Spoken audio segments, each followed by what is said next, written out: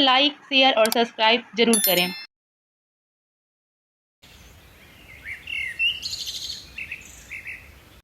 एक छोटे से गांव में सावित्री देवी अपनी बहू और परिवार के साथ रहती थी।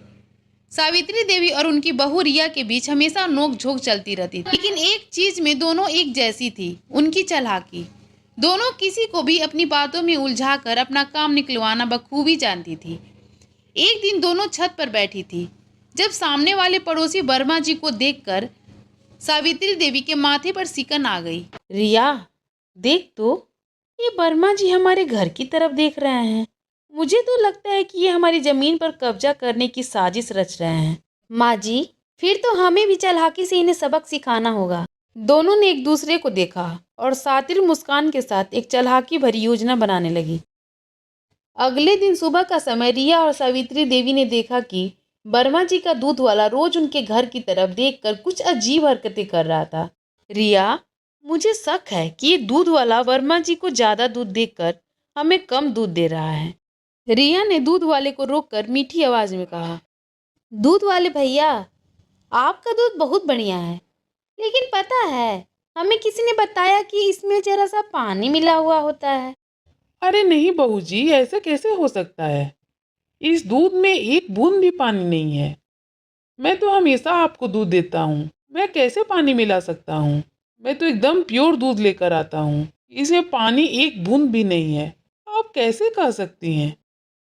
हमें पूरा यकीन है कि तुम दूध में कुछ गड़बड़ कर रहे हो, लेकिन चिंता मत करो, हम वर्मा जी से कहेंगे कि वे रोज तुम्हारे दूध की जांच करवाएं। नहीं नहीं माता जी, मैं आपकी बहू को रोज एक गिलास फ्री दूध दूंगा। बस वर्मा जी को कुछ मत बताइए। अरे वाह, फिर तो दूध की चाय और भी अच्छी बनेगी। चलो, अच्छा काम किए हम दोनों, फ्री में एक गिलास दूध मिलेगा। चलो अब चलते हैं। अब दूध वाला रोज वर्मा जी के दूध में कटौती करके सावित्री देवी और रिया को ज्यादा दूध देने लगा। सावित्री देवी और रिया ने सुना कि वर्मा जी पूरे मोहल्ले में कह रहे हैं कि अपने घर के आगे का रास्ता बढ़ाकर इसे अपने हिस्से में लेना चाहते हैं।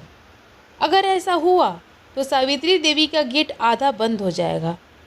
माँ जी, अगर हमने अभी कुछ नहीं किया तो ये हमारे घर का रास्ता ही बंद कर देंगे, तो आएंगे जाएंगे कैसे? आधा गेट खुला रहेगा, आधा बंद रहेगा, कैसा लगेगा देखने में? माँ जी, आप कुछ करिए। अब देख बहू, तेरी सास कैसे इनकी चाल उल्टी कर देती है, अब तुम देखती जा। दोनों ने मिलकर नया प्लान बनाया और अगली सुबह चालाकी से उसे अंजाम देना शुरू कर दिया। सावित्री देवी और रिया घर के बाहर बैठकर चाय पी रही थी।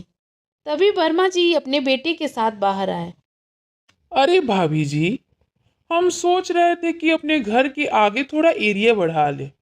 वैसे भी आप लोग को तो ज्यादा जगह की जरूरत नहीं है। अरे वर्मा जी, आपको नहीं पता, इस जमीन के नीचे खजाना दबा है। क्या? खजाना? जी हाँ, पिछले हफ्ते रात को माँ जी ने सपना देखा था कि यहाँ अंग्रेजों के समय का खजाना गड़ा हुआ है। माँ जी जब सुबह उठी तो ये बात हम लोगों से बोली। हम लोगों को भी विश्वास नहीं हो रहा था, लेकिन माँ जी बोली कि ये बात सही है, इस जगह पे खजाना है।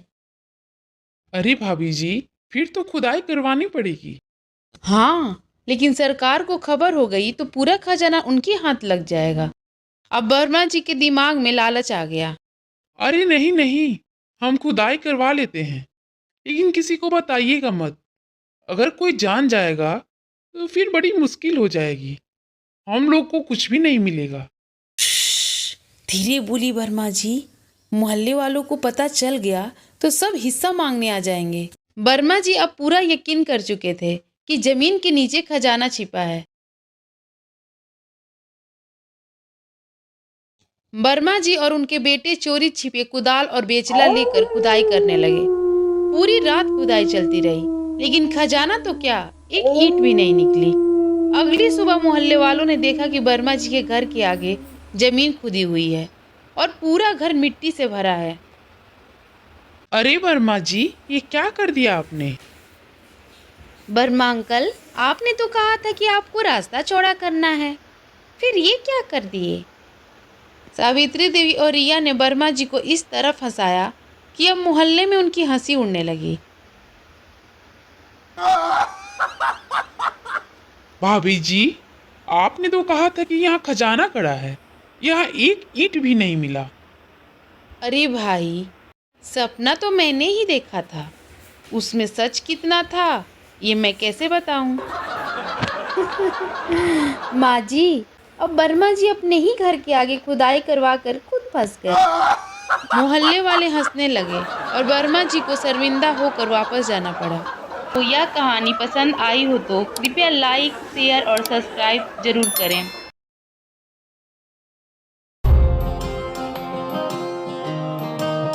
बात उस समय की है जब भगवान शिव जी के पास कोई वाहन नहीं था। उन्हें पैदल नदी, जंगल, पर्वत की यात्रा करनी पड़ती थी।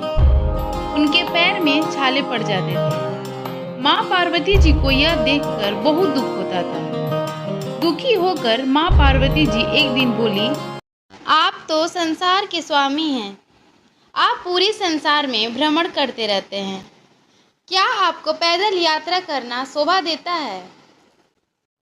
हे देवी, हम तो रमते जोगी हैं, हमें वाहन से क्या लेना देना। भला साधु भी कभी सवारी करते हैं। हे प्रभु, जब आप शरीर पर भस्म लगाकर, बालों की जटा बनाकर, गले में सांप लपेटकर नंगे पांव कांटों भरे रास्ते पर चलते हैं तो मुझे बहुत दुख होता है। शिव जी ने माँ पार्वती को बार बार समझाया, परंतु वह जिद पर अड़ी रही। बिना किसी सुविधा के जंगल में रहना माँ पार्वती को स्वीकार था, परंतु वह शिव जी के लिए सवारी चाहती थी। तब शिव जी चिंतित हुए, भला वाहन किसे बनाए? उन्होंने नारद जी को बुलावा भेजा। हर हर महादेव, हर हर महादेव। प्रभु की जय हो। आज प्रभु खुद मुझे याद किए हैं। क्या बात है प्रभु, आज तो आप बहुत चिंतित दिखाई दे रहे हैं। क्या बात है प्रभु? हे नारद मुनि, आप तो जानते हैं कि मैं पैदल ही जंगल, पहाड़ और पूरी धरती का चक्कर लगाता हूँ, लेकिन देवी पार्वती जी मान ही नहीं रही हैं। उनका कहना है कि मैं कोई सवारी रखूं और उसी से भ्रमण करूं। मुझे कुछ समझ नहीं आ रहा है। आप सभी देवताओं को बुलाएं, उसके बाद से हम लोग कुछ निर्णय कर पाएंगे। नारद मुनि ने सभी देवताओं तक शंकर जी का संदेश पहुंचाया। सभी देवता घबरा गए। उन्हें लगा कि कहीं महादेव उनके वाहन न ले लें। सभी कोई न कोई बहाना बनाकर अपने महलों में बैठे रहे। इधर पार्वती जी उदास थी। शिव जी ने देखा कि कोई देवता नहीं पहुंचा। तभी नारद मुनि आते हुए दिखाई दिए। उन्हें देखकर शंकर भगवान ने उनसे पूछे, क्या हुआ मुनिवर? क्या आपने सभी देवताओं को मेरा संदेश नहीं पहुंचाए थे? अभी तक कोई भी देवता नहीं पहुंचे। हर हर महादेव, भोले शंकर की जय हो। प्रभु, मैंने सभी देवताओं तक आपका संदेश पहुंचा दिया था, लेकिन लगता है कि सभी देवता डर गए हैं कि कहीं आप उनके वाहन न ले लें। शायद इसी डर की वजह से कोई भी देवता नहीं पहुंचे।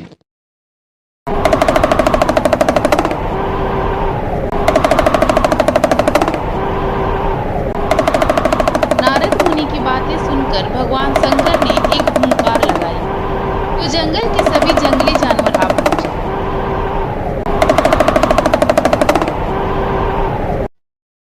तुम्हारी माँ पार्वती चाहती है कि मेरे पास कोई वाहन होना चाहिए। बोलो, कौन बनेगा मेरा वाहन? सभी जानवर खुशी से झूम उठे। सभी शंकर भगवान का वाहन बनना चाहते थे। तभी छोटा सा खरगोश फुदक कर आगे बढ़ा। भगवान, मुझे अपना वाहन बना ले। मैं बहुत मुलायम हूँ। मूर्ख खरगोश, मेरे होते तेरी जुर्रत कैसे हुई? प्रभु, मैं जंगल का राजा हूँ। शक्ति में मेरा कोई सामना नहीं कर सकता। मुझे अपनी सवारी बना ले।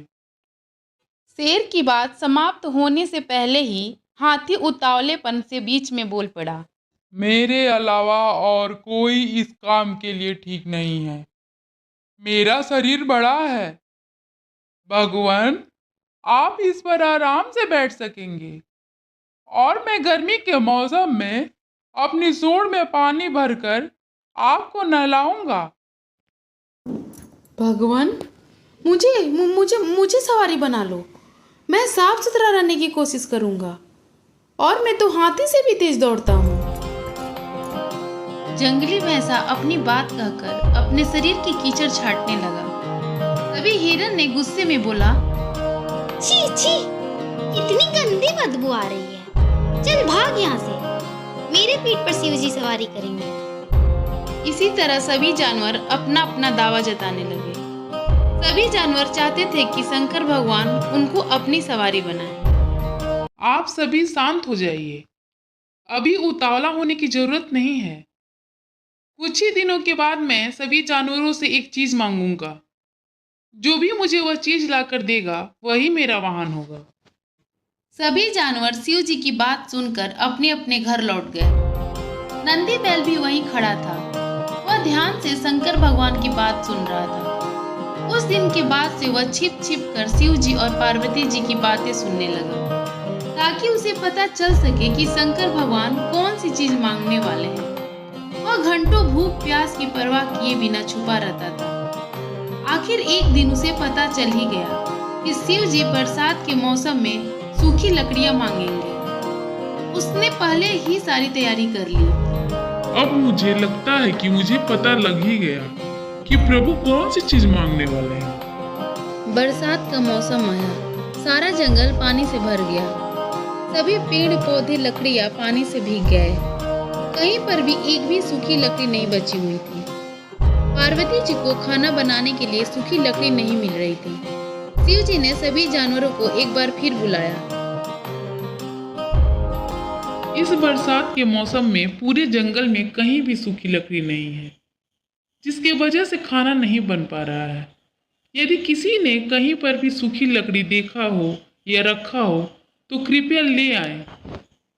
अरे सुनहरी चिड़िया, तुम तो दिन भर पूरे जंगल की सैर करती हो। तुम्हें तो पता होगा कि जंगल में सूखी लकड़ियां कहाँ हैं।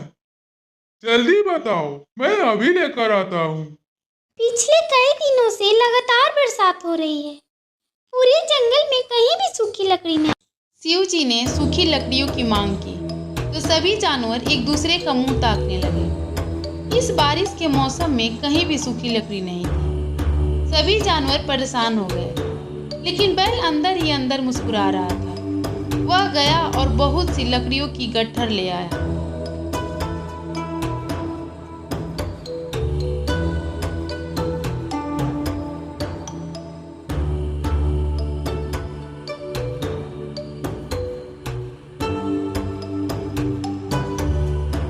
प्रभु, यह रही सूखी लकड़ियाँ। मैंने पहले से ही इकट्ठा करके रखी हुई थी। भगवान शिव जी बहुत प्रसन्न हुए। मन ही मन वे जानते थे कि बैल ने उनकी बातें सुनी हैं। फिर भी उन्होंने नंदी बैल को अपना वाहन चुन लिया।